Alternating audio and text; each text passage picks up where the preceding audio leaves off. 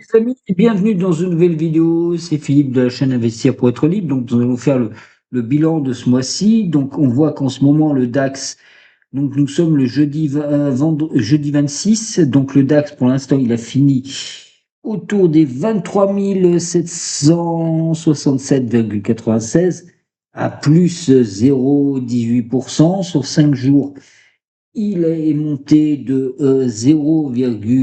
2,91%.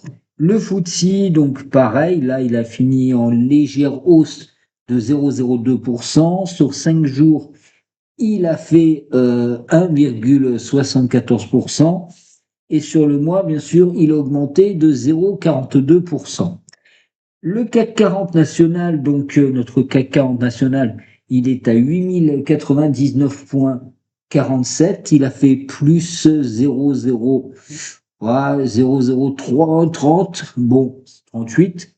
Sur 5 jours, il est monté quand même de 1,96% et sur un mois, il a quand même été en baisse de 1,70%. Et après, l'Eurostock 50, pareil, on voit qu'il est en baisse là de 0,049. Sur 5 jours, il est en hausse de 2,51%. Et sur un mois, il est en baisse de 1%. Aux États-Unis, donc là, c'est coté en ce moment, puisque nous sommes à l'ouverture. Les États-Unis, donc le Dow Jones, il est à 47 427,12, donc il est en progression de 0,67%. Et sur 5 jours, il a fait une progression de 1,42%. Et sur un mois, bien sûr, il est en baisse de 0,25. Sur le S&P 500, donc il est à 6812,61.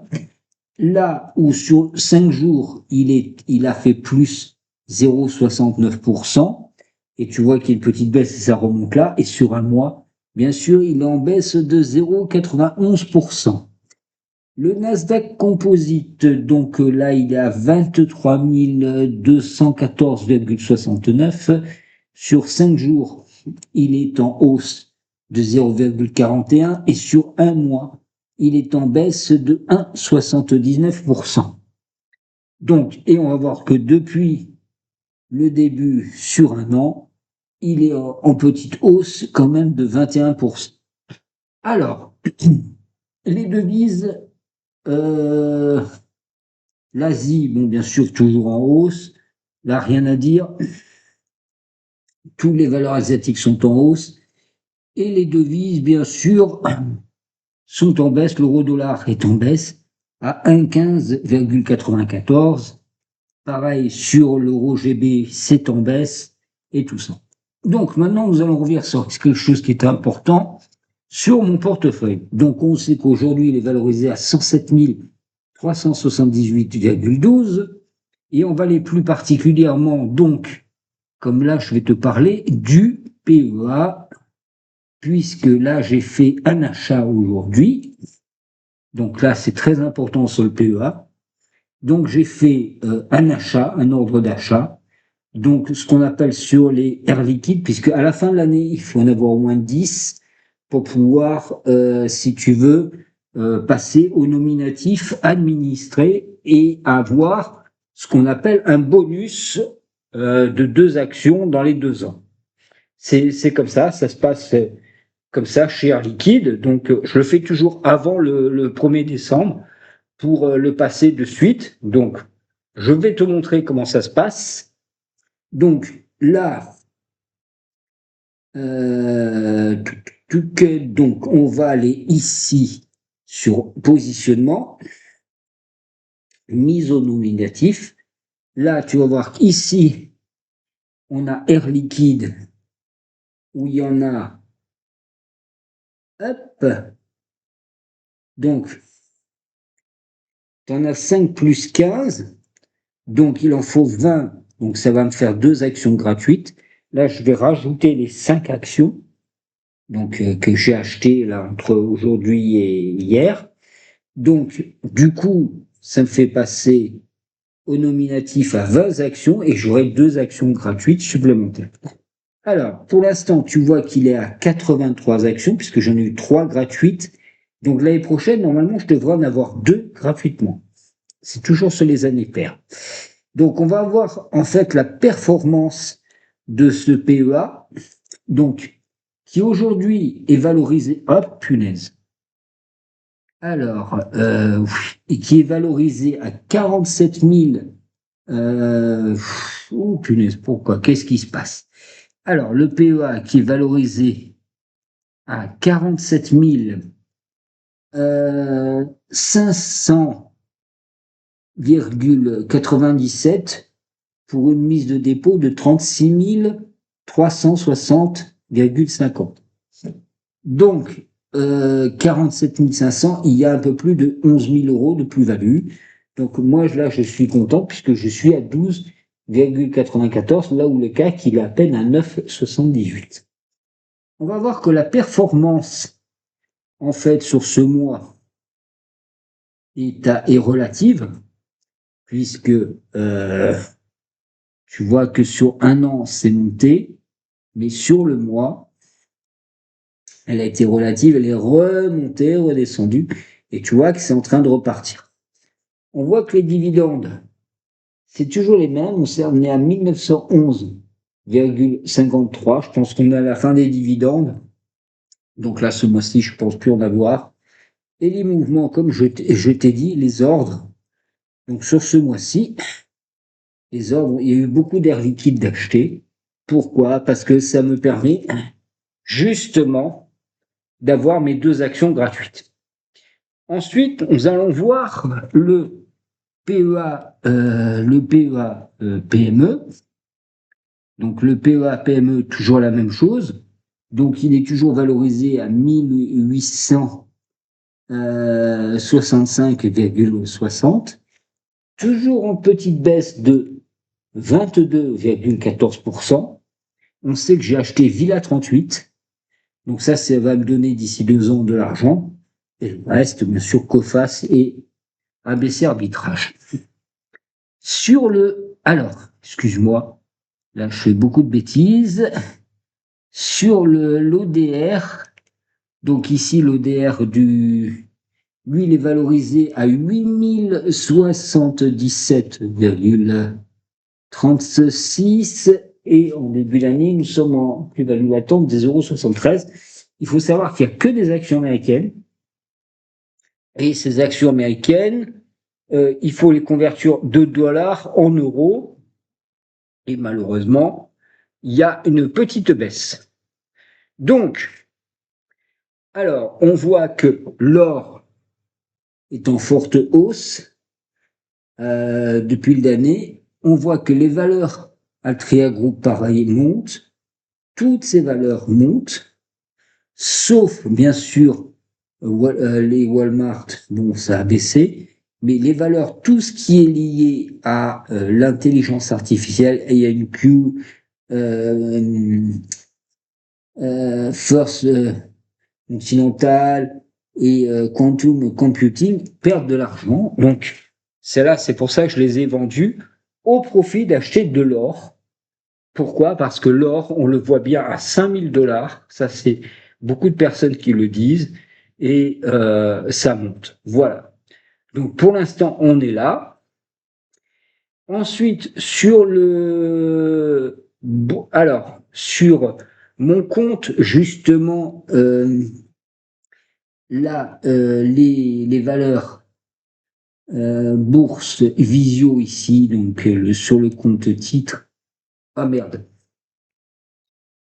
Sur le compte titre ici, donc ça devrait normalement monter.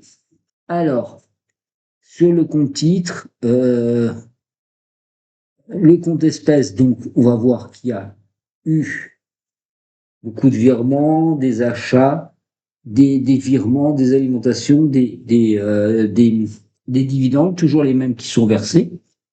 Et nous allons avoir sur le compte titre, alors, on voit qu'il y a eu des achats, on voit que tout ça, c'est en progression d'un peu plus. Alors, on est à 5891,20. Il y a moins 350 euros dessus et il reste à peu près 0 euros de dividendes puisque je les ai retirés pour les réinvestir ailleurs. Donc ça, c'est important. Bon, on voit que tout ça, ça monte dans le temps et en fait, pour moi, l'objectif, c'est d'aller sur des valeurs à dividendes mensuels pour pouvoir monter. Ça, c'est mon objectif. C'est pour ça que j'ai racheté du Main Street Capital. Après, donc, comme on dit, les impatients paient pour les patients, mais toujours comprendre qu'il faut investir chaque mois une petite somme. C'est ce que je fais. Et d'ailleurs, on le voit même ici au niveau du graphique, hein, puisque les valeurs technologiques baissent. Ça, c'est important de le savoir. Donc, aux États-Unis, ça baisse depuis le début de l'année, mais l'Europe surperforme les marchés américains sur un an. Donc, on voit par exemple que le DAX, pour prendre juste le DAX sur un an, surperforme les marchés américains. Bon. Parce que les Américains, c'est les valeurs techno et malheureusement, excusez-moi, ça va baisser. Alors, des prévisionnistes pensent que l'Europe, l'Eurostoxx 600, pourrait aller à plus 11% l'année prochaine et le reste va descendre. Maintenant, nous allons faire le point sur mes diverses donc investissements, à savoir que mon budget. Alors là, on va prendre le budget du mois mensuel de novembre. Donc j'avais un salaire de 2699,18,88. Il me restait 154,85 euros. J'avais encore 590 euros de loyer. Après, j'ai eu 9 euros que je devais avoir diverses de vente et 162 euros que j'ai dû retirer quelque part. Donc je repartais sur 3614,82. J'ai mis 50 euros, bien sûr, sur l'assurance vie. Le LDDS, j'ai mis 0. J'ai mis 1386 euros sur le Fortunéo. J'en ai mis 441 euros sur Boursorama. Sur Fortunéo et Boursorama, c'était 1300 et 1386.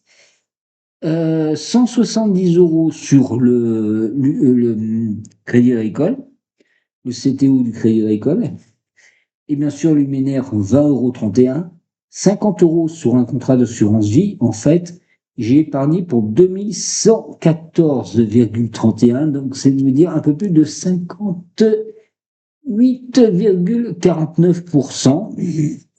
Après, il y a 585 euros de crédit immobilier, 50 euros bien sûr sur le retrait, toujours retirer un petit peu d'argent, 19,47 €, c'est la box internet, donc les faire baisser. Et après, il n'y a pas eu d'autres assurances, tout ça, il n'y en a pas eu. 91 sur la mutuelle, 3,99 € sur le téléphone, parce que j'ai le Wi-Fi au bureau, donc je prends un petit forfait. Après, j'ai eu 612,80 parce que j'ai fait des achats de vêtements. Et puis en même temps, j'ai eu mes déplacements à droite et à gauche. 1,25 € de frais de tenue de compte sur le Crédit Agricole, 22 € d'impôts et 15 € d'impôts. Et à la fin, il me restait plus que 100 €. Sur le mois de décembre, pour l'instant, en prévisionnel, donc là, c'est le prévisionnel du mois de décembre. Pour l'instant, j'ai un revenu de 2211,79 après le prélèvement à la source, 100 € du mois dernier qui me restait. Donc je pars sur une base de 2311,79. Là, j'ai toujours mes 50 € sur le Crédit Agricole, le contrat d'assurance vie. Là, j'ai mis 303 € ce mois-ci sur le Boursorama Banque pour acheter des actions Crédit Agricole. Excusez-moi, Air Liquide. J'ai mis 200 € sur Fortunéo, là où j'ai acheté des Main Street Capital, et en même temps sur la retraite pour pouvoir, enfin sur un autre compte d'épargne pour pouvoir payer mon assurance maison. 20,31 €, ça c'est pour la retraite, et 50 € pour le contrat d'assurance vie retraite Crédit Agricole. Donc je devrais épargner que 623,31 € au mois de décembre. J'ai dépensé 565 pour le crédit immobilier parce que j'avais encore de l'argent de côté. Donc c'est pas la peine de mettre plus. 100 € pour le retrait. Ça, je garde toujours de l'argent. 19,47 € sur le téléphone, comme d'habitude. 91, ça c'est la mutuelle. 3,99 €, c'est le téléphone qui a déjà été prélevé. 275,90 €, ça c'est le Amex, donc la carte Amex avec la nourriture, tout ça. Et puis il y a eu quelques vêtements divers achetés. 1,25 €, c'est les frais de tenue de compte.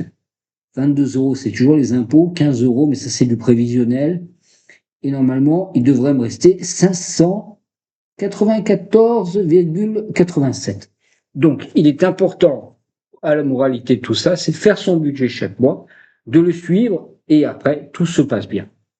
Donc, comme tu peux voir, moi, je suis quelqu'un de prévoyant, et on voit que beaucoup, mes comptes, eux, sont en positif grâce à des valeurs de référence comme, bien sûr, Air Liquide et Total. Et j'investis pourquoi dans l'or? Parce que c'est le vieux routard qui comprend comment fonctionne la bourse. Tout simplement. Bon, après, moi, je ne t'oblige pas à faire ça. Donc, moi, je fais comme ça, mais je ne l'oblige à personne. Et simplement, essayer d'investir sur des produits que vous comprenez. Et comme on dit, investir, c'est s'enrichir, et ne rien faire, c'est s'appauvrir. Bien sûr, les inconscients payent pour les conscients, et la moralité, c'est que il faut toujours être investi sur les marchés. Alors, je dirais toujours, ne pas investir toujours les mêmes sommes, mais des fois, investir soit un peu moins, soit un peu plus, en fonction de tes finances et en fonction de ce que tu as. Ainsi, la vidéo s'achève.